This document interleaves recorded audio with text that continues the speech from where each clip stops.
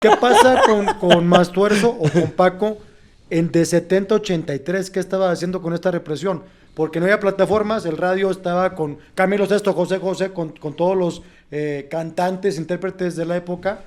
Y hasta que acaba el sexenio de López Portillo es cuando siento que el rock mexicano empieza a emerger. Del 71 que llegas a México al 83, ¿qué pasa con Mastuerzo?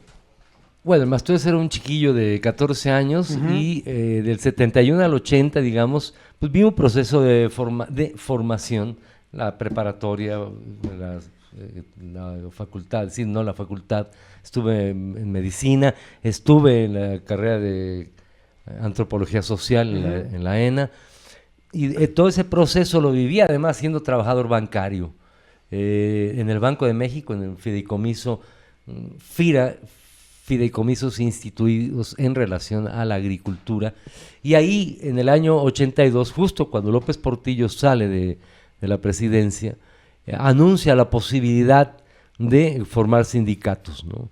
Yo venía de un movimiento, es decir, desde la izquierda, de manera clandestina en el Banco de México, conformamos una serie de células para conformarnos en un sindicato de trabajadores bancarios. Y que en ese año nos hizo la banca.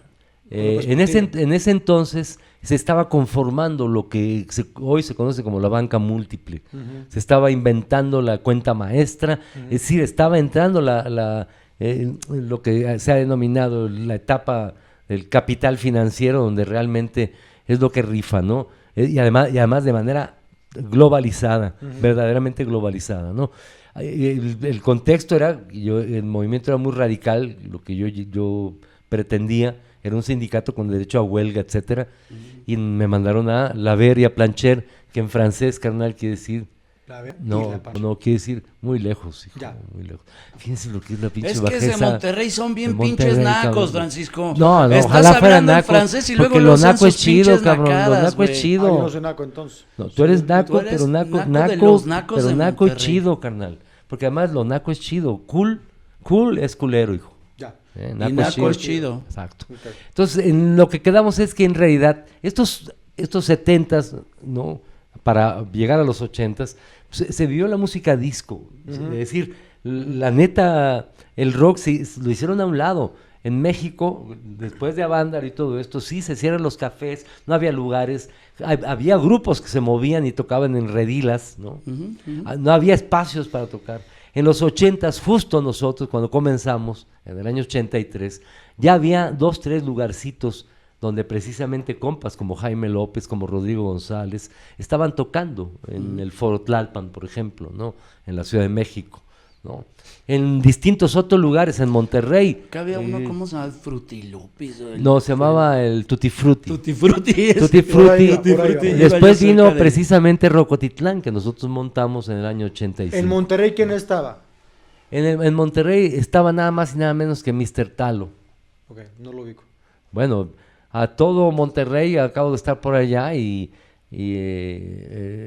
Mr. Talo o Doctor Talo, no sé cómo le llamaban, un camarada que fue rock and rollero y que además fue un productor que organizó los primeros conciertos en la ciudad de Monterrey, que llevó a infinidad de bandas, se convirtió ya en un personaje emblemático de la historia de ese rock, o por lo menos de lo que se dio en Monterrey, ¿no? Y ya, tan. ¿Y qué tanto dejó como semilla Mr. Talo para después la avanzada regia, para Jumbo y para El Gran Silencio? Para tantas bandas, es decir, siempre hay un antecedente, algo que está antes de nosotros, ¿no? Sí, claro. Es decir, porque de pronto el mercado te lo plantea como si... Sí, como de espontáneo, de la nada de la surge, nada. Y no, ha habido un proceso, ¿no? Yo en lo particular cada vez más detesto lo que proviene del mercado, es decir, desde los medios privados de comunicación, cada vez más, y no es porque no haya estado ahí, sino porque ya estuve ahí, ya sé de qué se trata, y me caga, ¿no? Pensarlo, ¿no? Pero cada vez más pienso que los artistas se hacen en el barrio, en la comunidad, con los compas, ¿no? Y si destacarán porque tienen que ver con la estética, ¿no? Tan.